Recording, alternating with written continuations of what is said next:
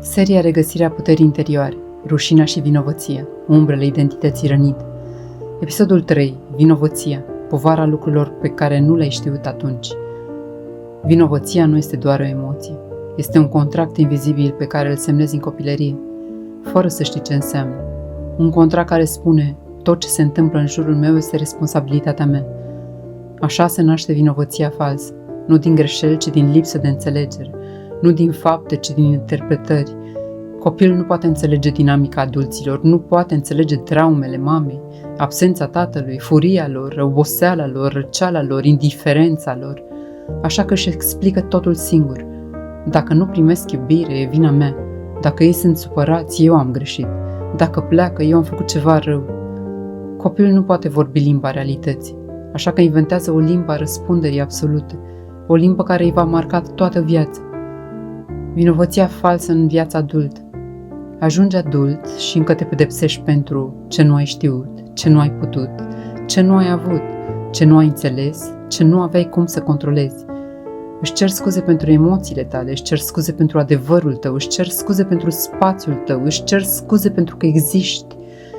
Vinovăția falsă șoptește, dacă s-a întâmplat ceva rău, tu ești cauza. Iar această șoaptă îți rupe demnitatea în bucăți mici, invizibile. De ce narcisistul adoră vinovăția? Pentru că este emoția care te face să te întorci, inclusiv după ce ai fost rănit, inclusiv după ce ai fost ignorat, inclusiv după ce ai fost devalorizat. Narcisistul nu pune presiune pe tine, te face să-ți pui tu presiune. Nu te acuză direct, te face să te acuzi tu. Un om vinovat nu are granițe, nu are voce, nu are curaj, nu are drepturi, pentru că se simte obligat să compenseze ceva ce nu a făcut. Adevărul pe care nimeni nu ți l-a spus în copilărie. Nu era treaba ta să fii terapeutul părinților tăi. Nu era treaba ta să liniștești furia lor. Nu era treaba ta să repari tristețea lor. Nu era treaba ta să umpli golurile lor. Nu era treaba ta să fii adult când erai copil. Și totuși, ai încercat. Pentru că iubirea unui copil nu are limite și nici criterii. Dar acum trebuie să afli adevărul.